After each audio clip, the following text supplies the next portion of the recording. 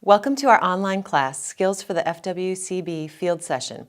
We built this course to give you the preparation you need to arrive in the field, ready to conduct sampling activities and make the most of your time in the field. In the department, we recognize the need to build skills in advance to allow students to focus on conducting more extensive activities during their field session instead of building basic skills.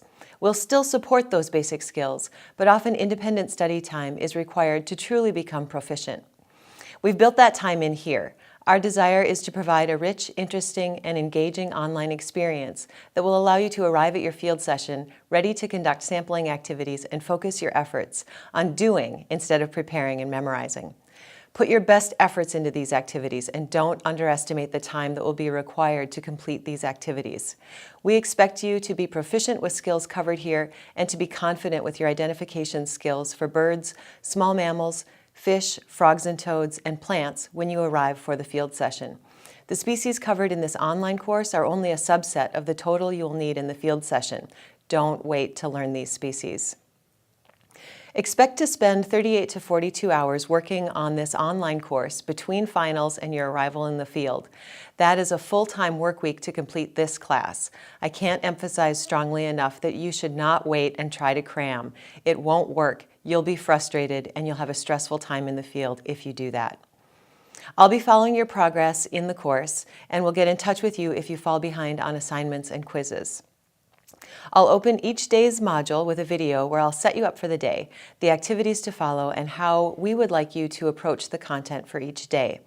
Watch these videos before you get started so you have the overview. Today I'll get you set for the first module. I'm assuming you've taken care of the items on the to-do list before starting this class.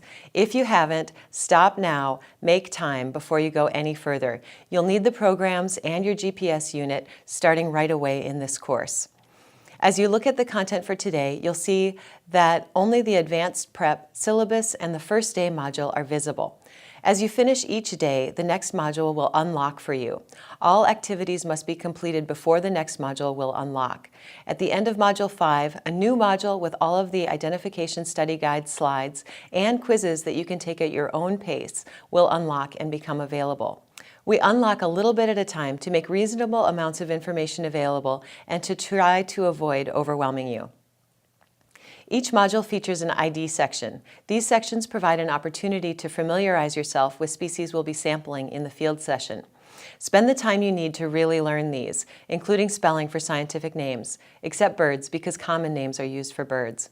Use key characteristics and visual identification in calls and take the time to learn those calls, especially for birds and frogs and toads. We'll need them in the field. As you work your way through this online course, you may have notes in front of you, but don't rely too heavily on them. Use your notes as a quick check before you submit your answers on quizzes. Don't use them as a crutch. Your notes won't be with you out in the field to rely on, and you won't be allowed to use them in the lab in the field session for quizzes during the field session. And remember, what's presented here is only a subset of the species you will learn, so you really want to feel confident about these. We expect you to spend 2 to 4 hours per day studying identification. If you've had a prior course in mammalogy or ichthyology, for example, you may not need as much time as other students who are learning these species for the first time. Take advantage of your ability here to go at your own pace. Take careful notes, use mnemonics to help you remember, and work to learn new spellings now. At the end of each identification section, there's a quiz. These quizzes build from day to day, so Module 1, today, only includes the species introduced to you today. Module 2 includes the species from Module 1 and Module 2, and so on. You can take an identification quiz 2 times. Your highest score will be recorded in the gradebook. You only have 10 minutes, 1 minute per question, to take a quiz, so don't assume that you can look each question up as you go. You won't have time to do that. However, careful notes at hand and ready to use will help you finish successfully on time. There's a cumulative ID exam at the end of Module 5. Just like the quizzes, you may take this exam 2 times, and your highest score will be the one that is recorded. Once you've finished Modules 1 through 5, you will have access to a review module that has all of the identification slides and a practice quiz that you can use to continue to study and review leading up to and during the field session. Have fun with these. The species featured here are likely to be part of your professional career in some way. Make the most of your chance to learn Minnesota species and some natural history about them. In today's module, we focus on spatial tools, namely GPS for data collection in the field and quality map making in ArcMap. The lecture material presents background technology for how these systems work.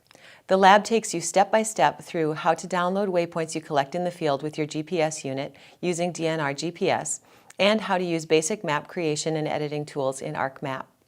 The assignment gives you an opportunity to apply and expand upon these tools, building a skill set for you to apply in a variety of settings during your field session and beyond. The lab section today is the one exception for the completion of each page being required before a new module will unlock. Some students in each field session have already had one or more GIS classes. Those students may not need to review all of the lab activities to be able to complete the assignment. If you've had GIS classes before and do not want to go through all of the content pages in the lab for today, you may skip ahead and complete the assignment. The next module will open for you without the completion of every lab page. Again, this is the only exception in our online class. Even if you have had previous GIS experience, though, you may want to look through the lab information to make sure you're proficient with everything covered in these short videos. You'll want to make sure you give yourself enough time today and every day of our online class, including time to go outside, use your GPS unit, and make some simple maps.